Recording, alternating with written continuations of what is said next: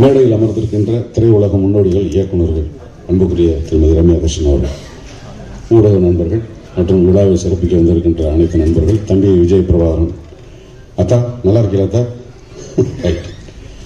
இந்த படத்துக்கு எங்க இருந்து நான் ஆரம்பிக்கிறதுன்னு தெரியல. டைரக்டர் கே விஸ்வநாத், இங்கே டைரக்டர் நிறைய பேர் இருக்காங்க. அவர் வந்து ஒரு இன்டர்வியூல சொல்லியிருந்தாரு, హీరోస్నా రండి, హీరోయిన్ వచ్చారు, అన్ని ప్రొడక్షన్లో డిఫరెంట్ అన్నీ వచ్చింది.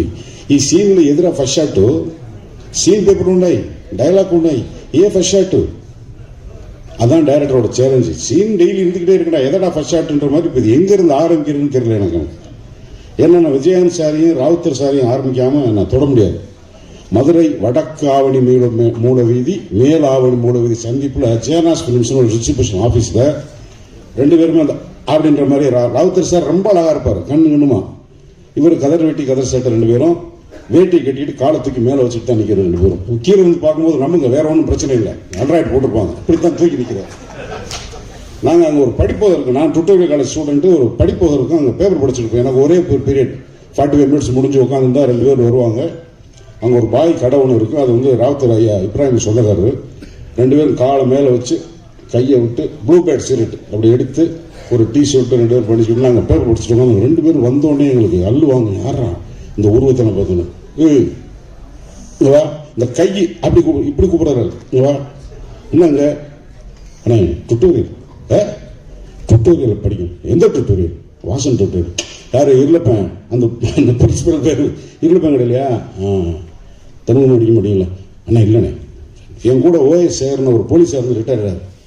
யாரா ரெண்டு பேரும் வர்றாங்க, நம்மளுக்கு மிரட்டாங்க, தெரியலடா, எனக்கும் தெரியாதுடா. பார்த்தா அதுக்கப்புறம் சேனாஸ் பிலிம்ஸ்னு சொல்லி ரஜினிகாந்த் சாரோட சங்கர் செலிம் சைமனோட டிஸ்ட்ரிபியூட்டர் ஆஃபீஸ் இருக்குது. அதுக்கப்புறம் தான் விஜயகாந்த் சார் இனிக்கும் இளமை படம் நடிக்க வந்தாங்க.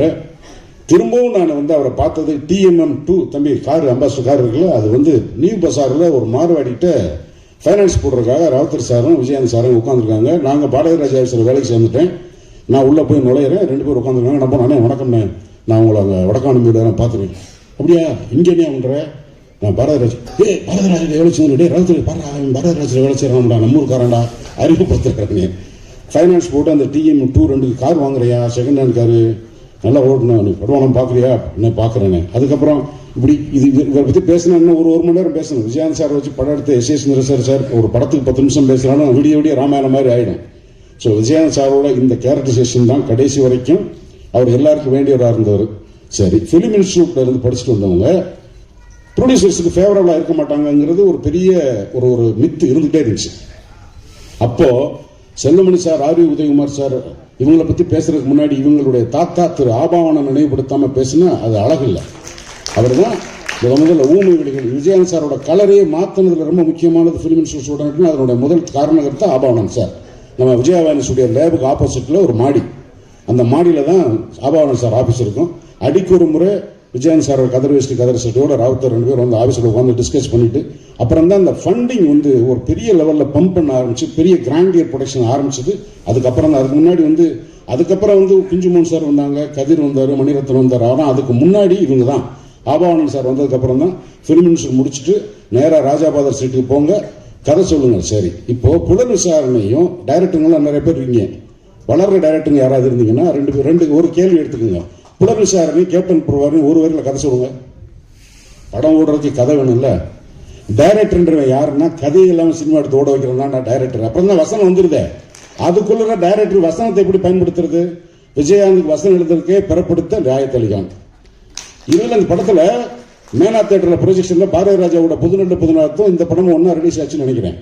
அப்போ பாரதிராஜா போட்டிருக்காங்க. நான் படம் பார்க்க போனால் கிளைமேக்ஸில் எல்லாம் அடிதடி மட்டும் அவரோட டைலாக் பேசிட்டே இருக்காரு விஜயகாந்த் சார். அரசாங்கத்தை எடுத்து பேசுறாரு, எல்லாம் பேசுறாரு. இந்த படம் தேராது, என்ன கிளைமேக்ஸில் விஜயகாந்த் அடிக்காம ஒருவட்ட டைலாக் பேசிட்டு இருக்காருன்னா டைலாக்லாம் பயங்கரம். அது பார்த்தா கிளாப்ஸ். இந்த தேட்டர் தான் அந்த படம் பார்த்தேன்.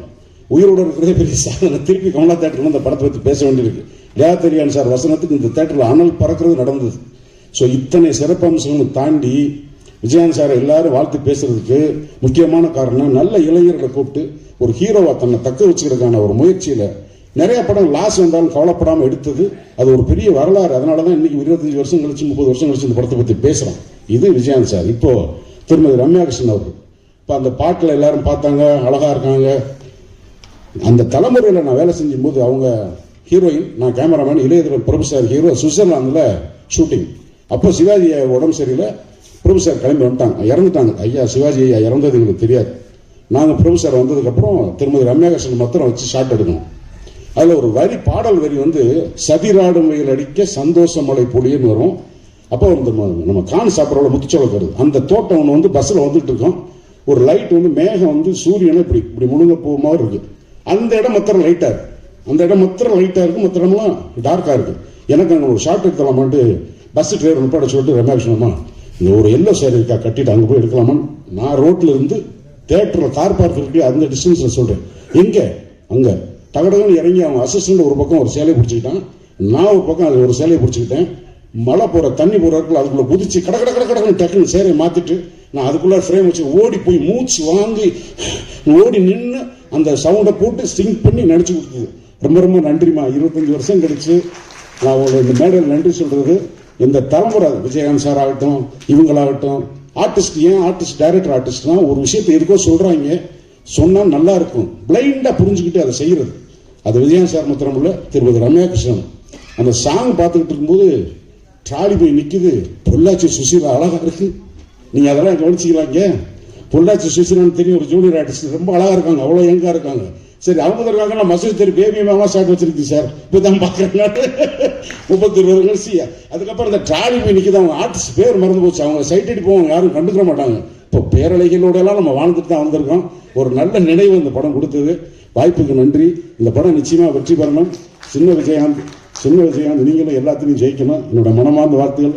உங்கள் அப்பா செஞ்ச புண்ணியத்துக்கு நீ எல்லாம் ஜெயிச்சே ஆகணும். அது ஒரு வார்த்தையாக செஞ்சு. நன்றிப்பா, வணக்கம்.